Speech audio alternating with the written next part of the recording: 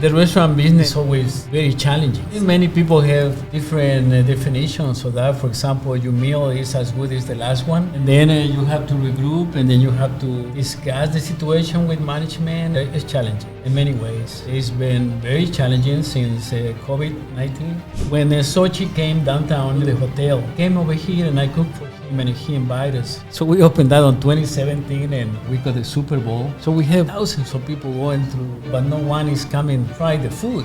I would think I invite him to come over Hugo's. What would they order at Hugo's? I want to thank the person that's coming in adventures and want to know more about Mexican food. I would advise them to order grasshopper.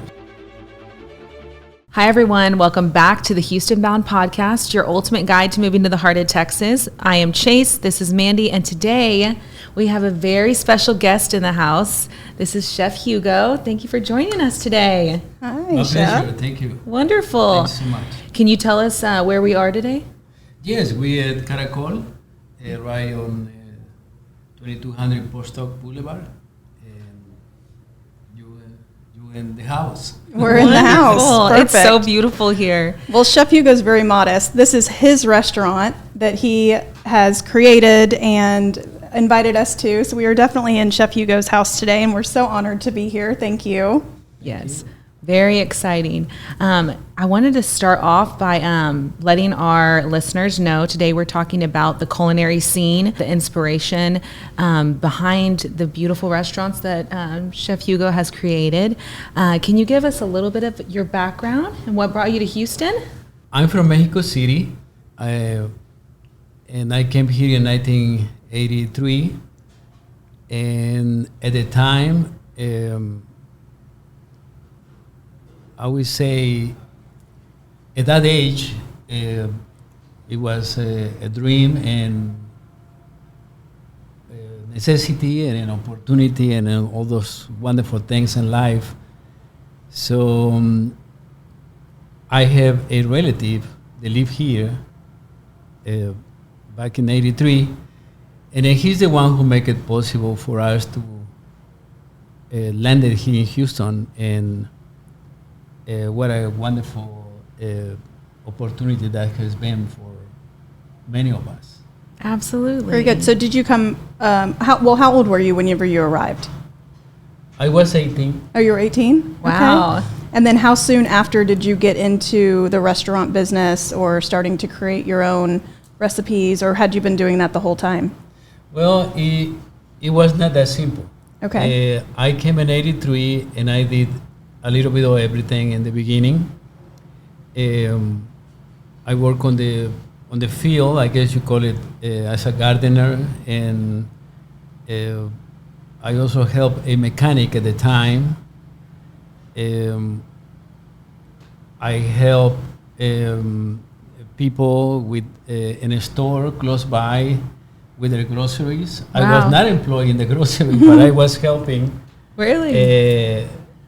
People take their groceries from the store to their car. And so I can tell you that it was quite challenging in the beginning.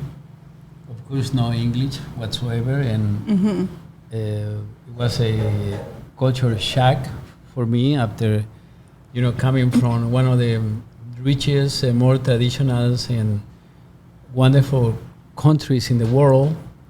So it was pretty drastic. Yeah. At the time for me. So you went from arriving in 1983 to helping people bring their groceries from the grocery store to their vehicles to now owning several of Houston's world-renowned restaurants, on top of starting your own group, which is the H-Town Restaurant Group. Can you tell our listeners, what is the H-Town Restaurant Group? Sure. So after open, I believe, Sochi in 2017, at the time they were Backstreet, Hugo's, Caracol, and Sochi. So we came with the idea that we have to call this group, give a name. So we have meetings that we get together, the management teams every week, and So we did a brainstorm and we figured out the H-Town restaurant group would be appropriate. What do you discuss during those meetings, and how do you keep the elevation of the restaurants that you have through that? I gotta say, and I have to be honest about this, we are like in the most difficult business that you can possibly be. Oh, tell us more. Why is it the most difficult? Well, I mean, the restaurant business is always very challenging. You know. What are some of the challenges? And then many people have different definitions of that. For example, your meal is as good as the last one. Before somebody, says, I have a terrible experience. Yeah. And then you have to regroup, and then you have to discuss the situation with management and figure it out how that cannot happen again and things like that. But it's challenging in many ways.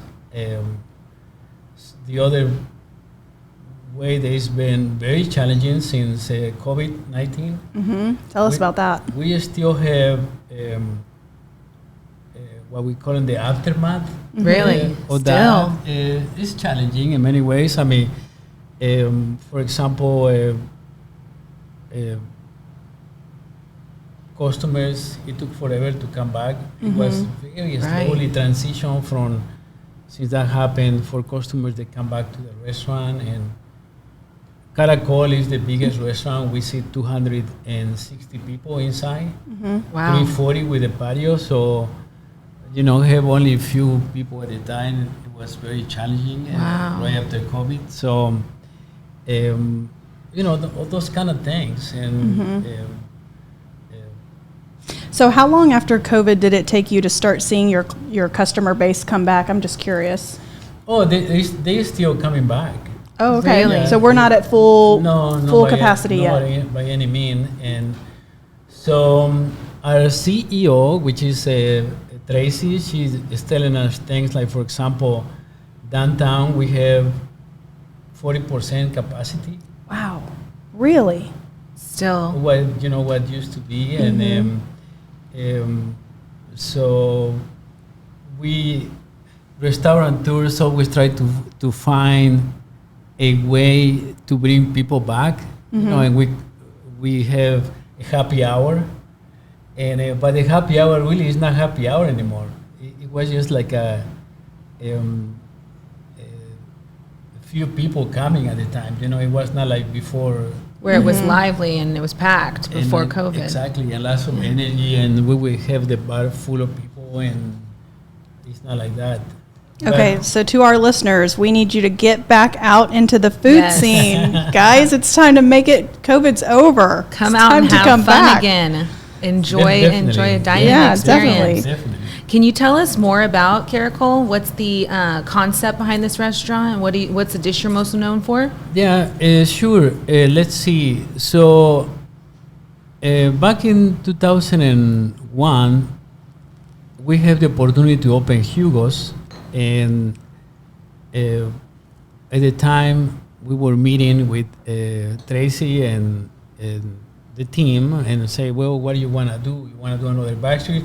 At that time we just had Backstreet, and then Tracy surprised me one day and she asked me this, why you not cooking the food of your home country? Right. My answer was, oh, Tracy, that's a lot of work. And I will explain that. I born in Mexico City, but at the age of 8, I went to live with my grandmother in the mountains over there in Oaxaca. There is a region called La Mixteca, and it's dry like West Texas, or New Mexico, or Arizona. And so we basically live to eat. Okay. It was very slow, and everything was done by very. The living is very slow. Basically, what I try to say is we don't have running water, or we don't have electricity, or we don't have gas. So we live in the mountains. So everything was done the primitive way. I can say that, very organic. Wow. And so just making a fire to cook your tortillas, it was challenging. So when Tracy surprised me with that question back, in 2001, I said, "Oh, that's a lot of work." And the way my grandmother cooked, it was just very challenging, and in many ways. So does and I'm going to use the term that you use, the primitive way of cooking, is that what influences the flavor? And are you able to replicate that with now the modern technologies that you have in the restaurant? Definitely, that was my foundation, I can say that, on how I perceive Mexican food. And then, of course, coming over here to H-Town, you get involved in the community, you get involved with what is available to you.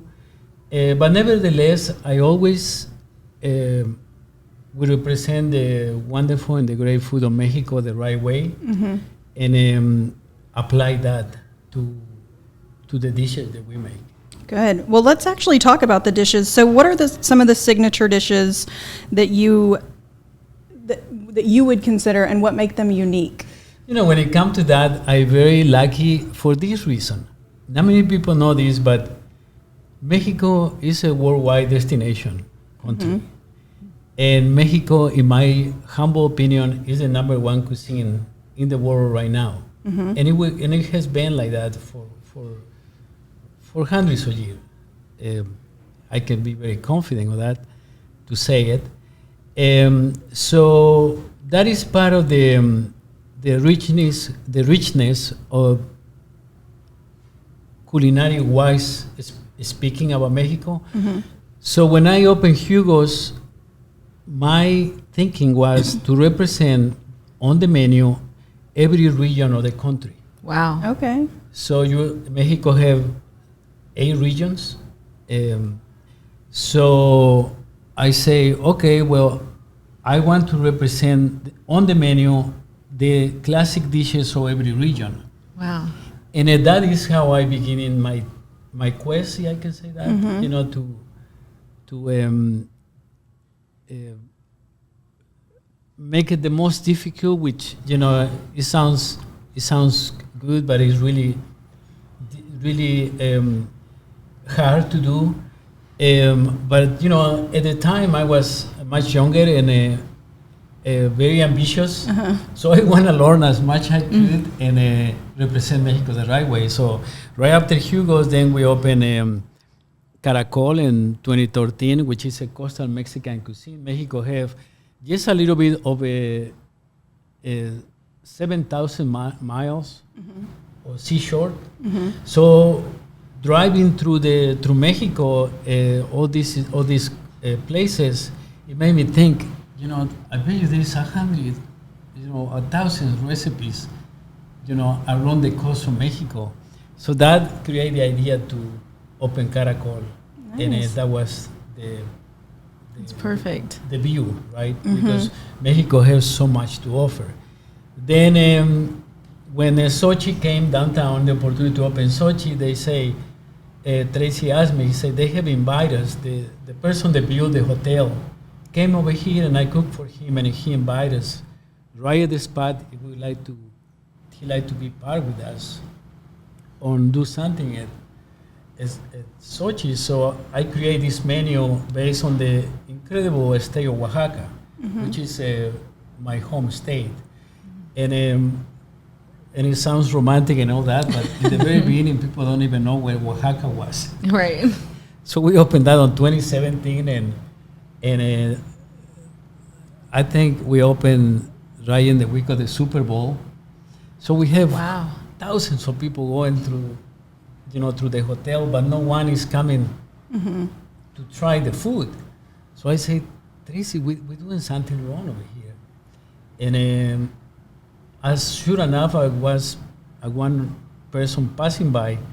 We were saying, we were giving some menus on the sidewalk, and we're serving Oaxacan food, and we were very excited. And so this lady from the East Coast come back and asked me, he said, what is Oaxaca? So then we got it. I say, Tracy, let's just say that we want to serve margaritas and mezcal with Oaxacan food. That will get the people out. So if you go to Sochi, at the door say Mexican food, mezcal bar. Yes. But truly is Oaxacan food what we serve there. Yeah. So then after that, 2 years ago, we opened Urbe, and Urbe is a street food from Mexico. Back in 2008, I was able to write this very personal cookbook that we're calling Street Foods of Mexico. So that was the reason of Urbe behind that experience. Yeah. So we're in Galleria right now. What are some of the other areas that your restaurants are featured? So Galleria, we here, there's a 2200 Postdoc Boulevard, and then Urbe is about a mile from here. Okay. It's on the Uptown Park. Yes. Backstreet is at the River Oaks Shopping Center. Okay, River Oaks. Sochi is at the Discovery Green downtown. That's a beautiful location. Right at the building. corner of Yes. the Marriott Marquis. And Hugo's is on Montrose, Montrose. or Montrose All over the area. city. So for whatever reason, it's been working, and Yeah. we're very lucky to own these restaurants. Where they are. Perfect.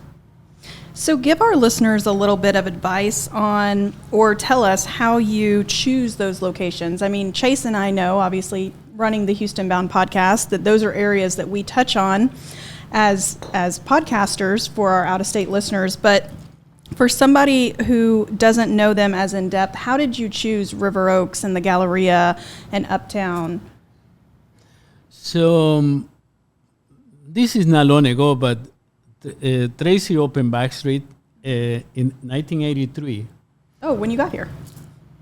Yeah, I got here in 84. Oh, okay. So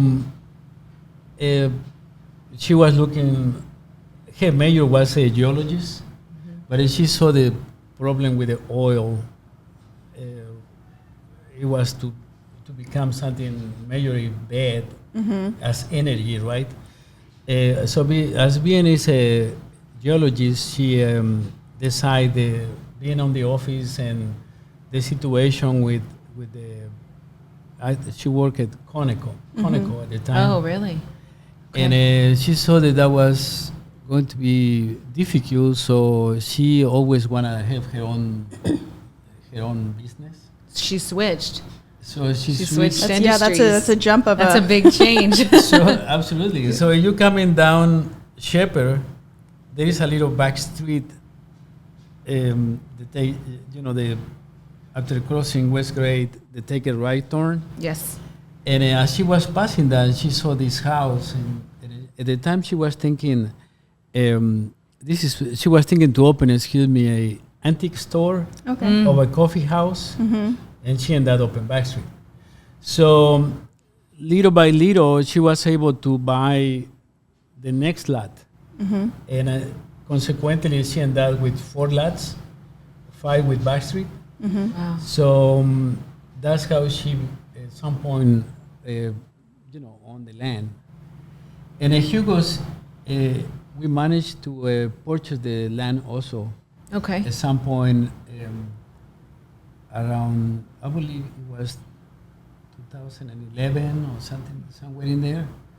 So we own that land too. It's a good spot then too. Yeah, it's a beautiful. Everything was getting building. so developed around that time. So Yeah, that's true. That's yeah. true. And so we rent over here at Caracol, and we rented Urbe and also at downtown, Sochi. Very good. What's the number one thing you look at in a space when you're renting? Well, What's I most mean, we've been learning this through time. Right. It's just not. But you've done it a lot now. Yeah, and to be honest with you, I have dedicated with my heart and soul to cook and to do the things that I love, and I'm very humble to say that in a way, because I do the things that I understand I can contribute, and that's the things that I love to do. And Tracy is the one who have always look into that. And she believed in today's economy and today's to do business, on the business that we are, which is culinary business or restaurateur. The traffic is the number one. Traffic. Is the number one component. That makes sense. And that's how, like I say, we learned that over time. We didn't do that just because we were, I don't know. And now you have the busiest streets in all of Houston. You got Westheimer, you got Post Oak, and then Discovery Green. Yeah, but going back perfect. to what, for example, to what Galleria was, 10, 15 years ago, is very different than what it is today, right? Absolutely. The traffic is much lower, and there is what I consider the new phase, the new emerging scene of culinary arts in Houston. We have, I would say, if it's a ladder, we all the way to 3 course, and continue to raise the bar. So for us to be able to, it's wonderful for a city, because the new trend, the new talent, the new cooks are challenging us, older people like myself, to figure out how I'm going to stay and be competitive. That actually kind of leans into my next question. If you have any advice for upcoming chefs or upcoming, newcomers to Houston, how would you advise for them to get started in the culinary scene? Okay, there is 2 ways to answer that, because I have lived it. Back in the day, I would say just follow your dreams, follow your heart and make it romantic that way, Right. Which is nothing wrong with that. But in today's life, everything starts to find wonderful people like yourself. That you want to find a spot that Hugo cannot refuse, right? Because it's a wonderful spot, and it have what it takes to put a restaurant there, and consequently, you will be successful. It's very challenging. I heard down the street over here on the other block, they going to renovate that area. They're going to build a mid-rise building, and Wow. they're looking for chefs and restaurateurs, and I heard something crazy, about the square foot, what it costs. Ooh, tell us. We need to know. We want to know. What is it, price per square foot? Is it public knowledge? It's a public knowledge. Is it a secret? And what No, I just heard it. They say about $90 a square foot. Wow. Which that put a lot of stress.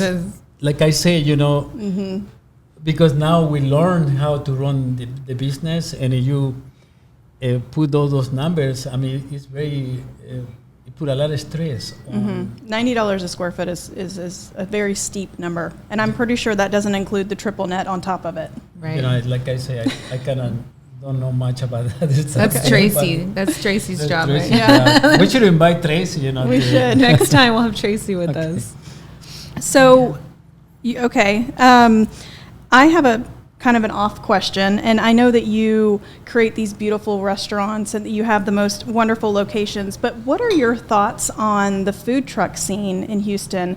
I think it's just a new and upcoming, way to be a chef in a smaller capacity, and I was curious, is that something you might have done in this day and age had you arrived now versus in the 80s? Or would you always have taken the path that you did to have more lavish restaurants? Well, no matter how you see this, it's always important to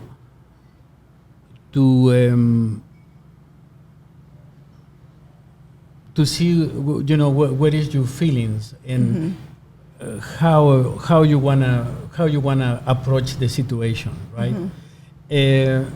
I'm sure that if I, back in when I started cooking in the 80s, if somebody approached me with that, I'm sure I would, say yes, right? Because for me, it's only one-way street. I just want to cook, and I have to make it work. Right. I cannot do anything else. Well, I guess I can wash dishes and do other things, and which I'm pretty good at that. We are not having Chef Hugo wash dishes. But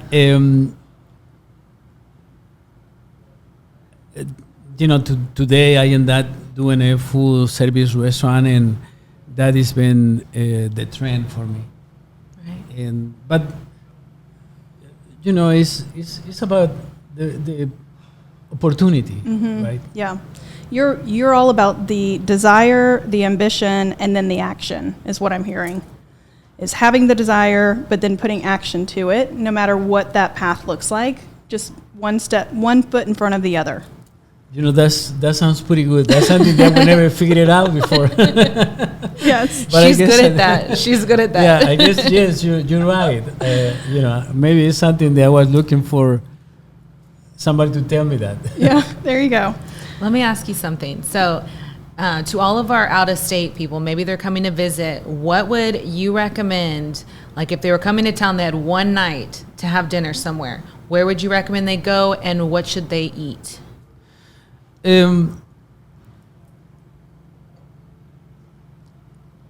So this is for One night, For one meal.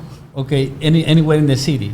Well, it would be one of your restaurants. At one of your okay. restaurants. Yes. Yeah. So what would be an ideal day for somebody who's out of state to Right. come down, and if they had Chef Hugo's agenda to follow, what would you tell them to do? Where would you tell them to eat? Where would you tell them to go? Well, I would think I invite them to come over Hugo's, and I would love to sit down with them for a second, or maybe just visit. Maybe not sit down, right? That way I'm You're busy.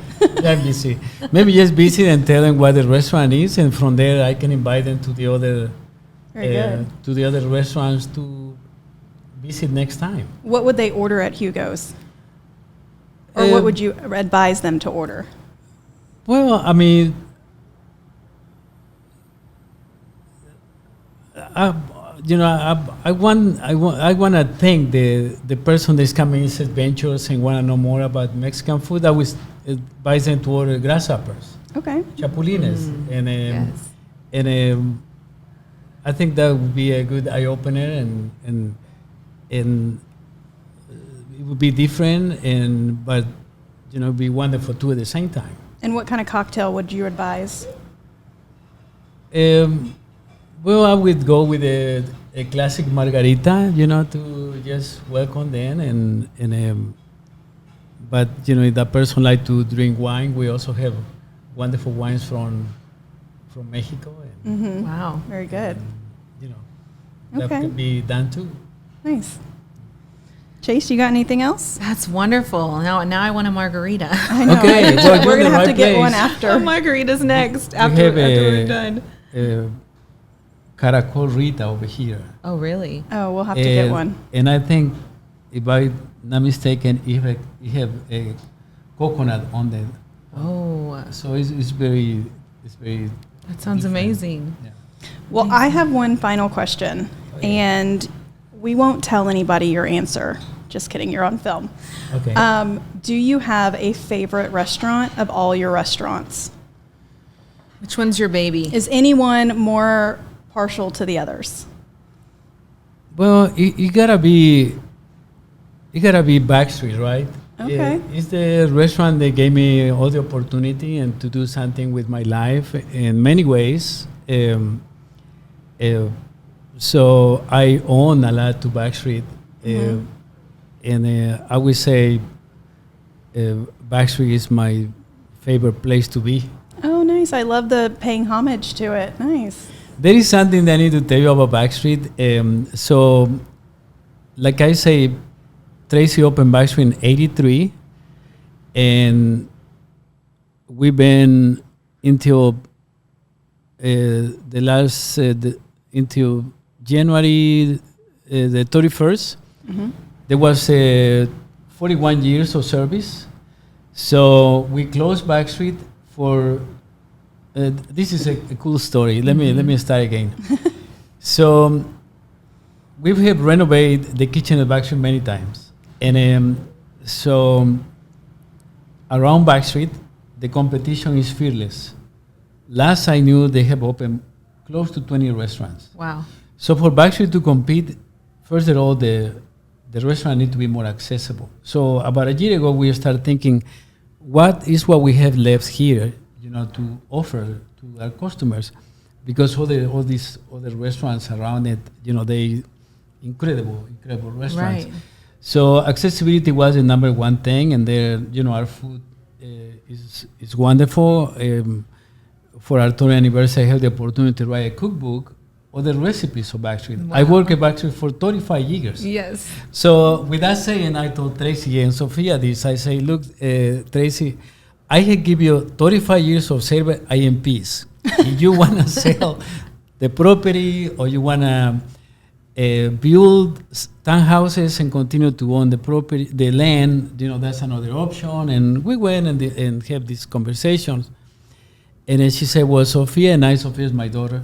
And Sophia is helping Tracy and myself to run the company now. So Sophia and I have decided we want to rebuild Backstreet from the ground up. Wow. And first of all, it took me a second. I don't know how to answer this question, or this message. But then I say, oh, this is wonderful. I will have a job for the next 100 years. Yes. And when I get to be too old, I can just go to my comfort zone, wash dishes and have a job. Just stay busy. Exactly. Yeah. So anyway, we decide to rebuild Backstreet from the ground up. The renovation, they beginning to build it yesterday. Wow. So they moving all the equipment and machinery and things to start, building the new place, the new Backstreet, and that will be ready in October. Oh, October. So you're welcome to Then come we in have to October and to a brand new restaurant, and so I'm very excited about that. Wow, that is so love that. October. Okay, we'll have to have a planned time to come out and see it. Definitely. Are you gonna have a re-grand opening? Yeah, we will do that. A whole other party. The whole things, and we'll be there. But I'm very excited about that. Well, congratulations. You deserve it. Thank you. And So we exciting. appreciate you continuing to create, culinary impact in Houston and continuing to improve our area and our hometown. And you're just such an asset to the community, and you've done so much, and we're really grateful to have you. I'm glad you chose Houston and not Austin. Oh, or San my Antonio. Yes, thank goodness. Thank goodness to your uncle Yes, for being here. That's true. Well, thank you on that, and I would like to say that I will always give my all. The most important thing in life is an opportunity, and I have given that opportunity, 40-something years ago, and I will always try to do my best to contribute to this incredible city. They have given us so much to all of us. Agreed. Houston is great. We love Houston. So We love Houston. yes. Right, we all love Houston. Well, thank you so much for being with us today. And thank you guys for tuning in. We'll have all of the restaurant information in our show notes. And I think we're going to sign off with that. Thanks so much, everybody. So great. Thank y'all. Bye.